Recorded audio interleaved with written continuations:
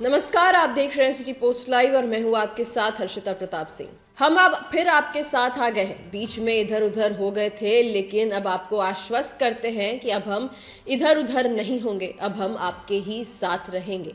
इसलिए जो यहाँ वाला काम है वो सब जल्दी जल्दी हो जाए। 2 मार्च को मुख्यमंत्री नीतीश कुमार ने पीएम मोदी से औरंगाबाद में मंच पर ये बातें जब कहीं, तो जितनी भी भीड़ वहां मौजूद थी सब हंसते नजर आ रहे थे। ठहाकों की आवाज जोर जोर से सुनाई दे रही थी। मुख्यमंत्री नीतीश कुमार 2005 से ही मुख्यमंत्री की कुर्सी पर काबिज है। साल 2005 के अक्टूबर में हुए विधानसभा चुनाव में जेडीयू 88 सीटों जीतने में कामयाब मिली थी। यहीं से बिहार के मुख्यमंत्री के तौर पर नीतीश कुमार का सफर शुरू हुआ था। लेकिन साल 2010 में जेडीयू को बिहार विधानसभा में 115 सीटों पर जीत मिल गई। फिर एनडीए छोड़कर महागठबंधन के साथ जाने के बाद 2015 के बिहार विधानसभा चुनाव में जेडीयू को 71 सीटों पर जीत मिली थी। लेकिन फिर एनडीए के साथ आने के बाद 2020 में विधानसभा चुनाव में उनकी पार्टी जनता दल यूनाइटेड को महज 42 सीटों पर समट गई। नीतीश कुमार और उनकी पार्टी जेडीयू इसके पीछे एलजेपी के चिराग पासवान की बड़ी वजह मानते हैं। चिराग ने साल 2020 के विधानसभा चुनाव में एनडीए में रहकर भी जेडीयू के उम्मीदवारों के खिलाफ अपने उम्मीदवार उतारे थे। इससे जेडीयू को सीटों का बड़ा नुकसान हुआ था। इन्हीं चुनावी आंकड़ों में नीतीश कुमार का सबसे बड़ा दर्द छिपा हुआ है और इसी को बेहतर करने की कोशिश में वो जनवरी में महागठबंधन को छोड़कर एनडीए में वापस आए थे। नीतीश को पार्टी का गिरता ग्राफ उन्हें असहज कर रहा है। बिहार के सियासी गलियारों में यह चर्चा लगातार जारी है कि नीतीश कुमार राज्य विधानसभा भंग कर इसी साल होने वाले लोकसभा चुनाव के साथ विधानसभा का चुनाव भी कराना चाहते हैं। बिहार में पिछली महागठबंधन सरकार में नीतीश कुमार के सहयोगी और उप मुख्यमंत्री रहे आरजेडी नेता तेजस्वी यादव भी दावा कर चुके हैं कि नीतीश कुमार विधानसभा भंग करना चाहते हैं। दरअसल विधानसभा भंग कर चुनाव में फायदा केवल नीतीश कुमार का हो सकता है उनकी कुछ सीटें बढ़ जाएं, लेकिन इसकी कोई गारंटी नहीं है कि आरजेडी सबसे बड़ी पार्टी बने और कांग्रेस या वाम दल भी अपनी सफलता को दोहरा ही ले। नीतीश कुमार के मन में क्या हो सकता है?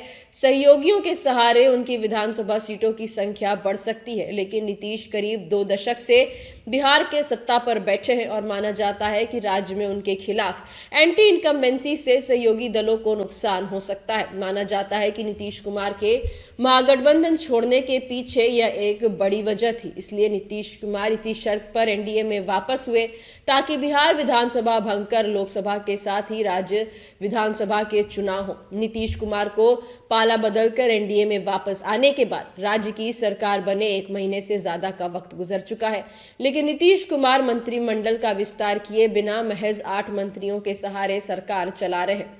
भारत के अन्य कई राज्यों के मुकाबले बिहार एक ऐसा राज्य है जहां विपक्ष काफी मजबूत दिखता है।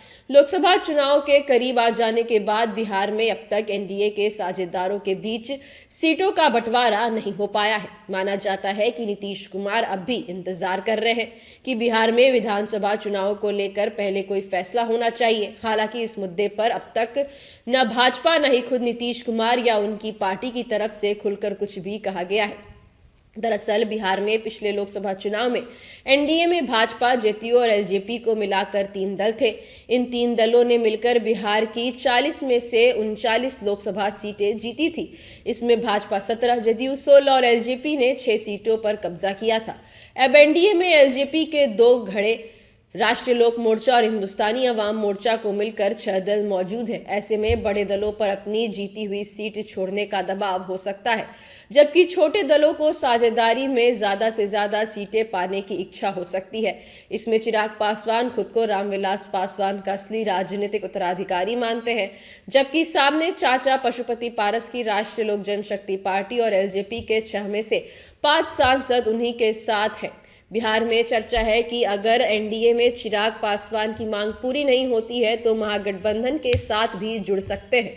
उपेंद्र कुशवाहा पिछले लोकसभा चुनाव में महागठबंधन के साथ थे। उन चुनावों में उनकी पार्टी का खाता नहीं खुल पाया था। साल 2014 के चुनावों में वो भाजपा के साथ थे और उस वक्त साझेदारी में मिली तीनों सीटों पर उनकी पार्टी की जीत हुई थी। कुशवाहा खुद काराकाट सीट से चुनाव जीते थे।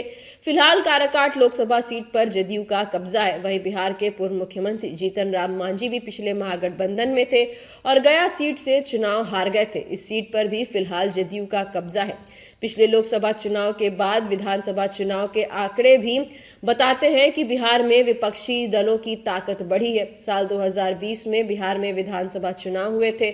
उस समय 243 सीटों में बिहार विधानसभा में राष्ट्रीय जनता दल सबसे बड़ी पार्टी के तौर पर उभरी थी, जबकि उन चुनाव में कांग्रेस और वाम दलों ने भी 19 और 16 सीटें जीती थी। नीतीश कुमार खुद के दल को आगे देखना चाहते हैं, लेकिन भाजपा या आरजेडी दोनों में से कोई भी दल ऐसा नहीं चाहता है। नीतीश कुमार आमतौर पर जुबान से कम और अपनी दिमाग से ज्यादा काम करने के लिए जाने जाते हैं, इसलिए मुख्यमंत्री नीतीश कुमार के दिमाग में क्या चल रहा है ये केवल वही जानते हैं। जल्द ही एनडीए की सीट शेयरिंग का फॉर्मूला सबके सामने आ जाएगा और इसको लेकर जो तमाम सवाल सभी के मन में है उसका जवाब भी सबको जल्द ही मिल जाएगा। फिलहाल इस खबर में इतना ही। आप आगे की खबरों के लिए देखते रहिए सिटी पोस्ट लाइव। इस वीडियो को लाइक करें, शेयर करें और चैनल को सब्सक्राइब करना ना भूलें। धन्यवाद।